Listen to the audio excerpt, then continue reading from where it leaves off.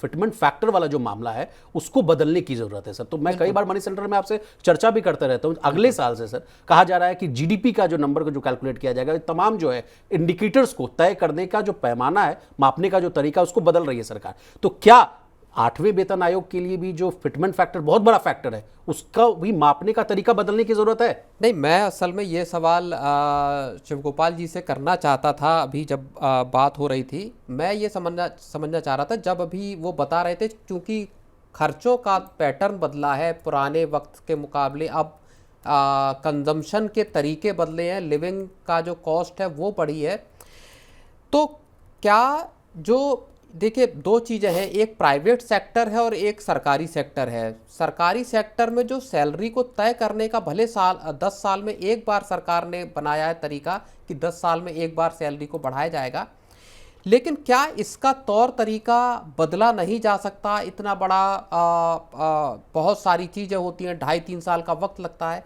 क्या जो एक तरह का जो अप्रेजल सिस्टम है इसको सालाना आधार पे नहीं किया जा सकता? एक बात। दूसरी बात, इतना कॉम्प्लेक्सिटी की फिटमेंट फैक्टर क्या होगा, डीए किस तरह से कैलकुलेट किए जाएंगे, इन सब चीज़ों को जो कॉम्प्लेक्सिटीज़ है इसको दूर करके इसको सिंप्लीफाई नहीं किया जा सकता? ये मेरा सवाल दरअसल अब आज मैं मिश्रा जी से ही पूछना चाह रहा था। जी। नहीं, ये बात आप प्रवीण जी बिल्कुल ठीक कह रहे हैं। और मैं आपको बताऊं कि इस बारे में पे कमीशन बैठाने से पहले हाईएस्ट स्तर पर काफ़ी इस पर चर्चा भी हुई है, ऐसा नहीं है कि। और एक समय पर ये बात आई कि आखिर से ये पे कमीशन के बजाय हम कोई पे कमेटी बैठा दें या हम कोई वेज रिव्यू कमेटी बना दें, जैसे कि बैंकों में है या पब्लिक सेक्टर में है, वहाँ पर 5 साल में वेतन बदल जाते हैं, तो वहाँ पर एक वेज बोर्ड है। तो ये सारी बातें जो हैं वो हाईएस्ट लेवल पर डिस्कशन में रही हैं, लेकिन अनफॉर्चुनेटली इस इशू पर कहीं ना कहीं पर कर्मचारी पक्ष में भी एकता नहीं रही है।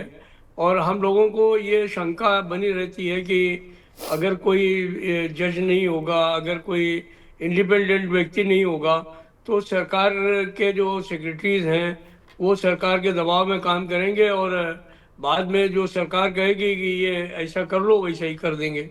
तो इसलिए जो एक विश्वास का वातावरण है वो नहीं बन पाता। लेकिन मैं आपकी बात से सहमत हूँ। एक बात तो ये है कि हम लोगों की खुद मांग है कि जब आप पब्लिक सेक्टर में 5 साल में वेतन चेंज करते हैं, तो हमारे लिए आप 10 साल क्यों रखे हुए हैं?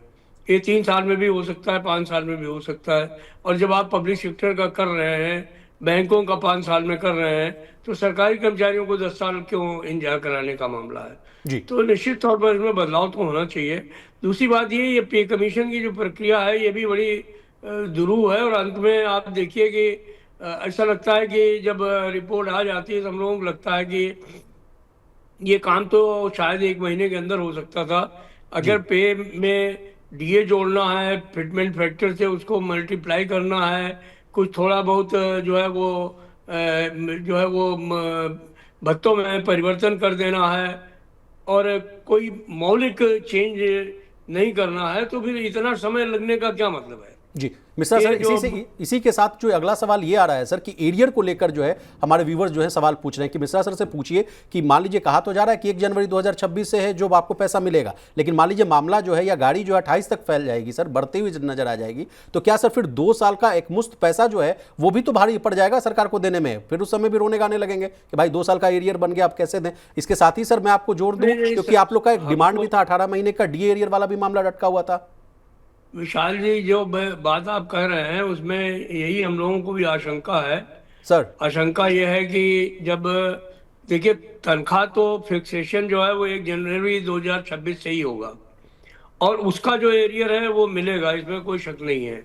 लेकिन जो भत्ते हैं, हमने पिछले कई पे कमीशन देखे हैं, जब से वो पे कमीशन लागू होता है तभी से उसके भत्ते जो है वो देय होते हैं।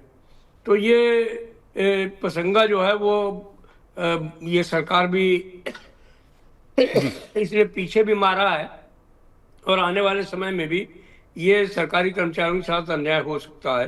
हालांकि हम लोग इस बात के लिए लड़ाई करेंगे, पे कमीशन के सामने भी इस बात को रखेंगे कि भाई इधर 10 महीने में सरकार जो है वो पे कमीशन नहीं बैठाए, और जब हमारा 1 जनवरी 26 से ही सारी चीज़ें दे हैं तो पे कमीशन हमारे लिए ये सिफारिश करे कि हमारे भत्ते भी 1 जनवरी 2026 से हमको मिलने चाहिए। हम इसका पूरा प्रयास करेंगे उस समय। लेकिन अब ये समस्या तो है कि अभी तक जो पोजीशन रही है, मैं वो अपने साथियों को उससे जो है वो नहीं रखना चाहता, उनको किसी भ्रम में नहीं रखना चाहता।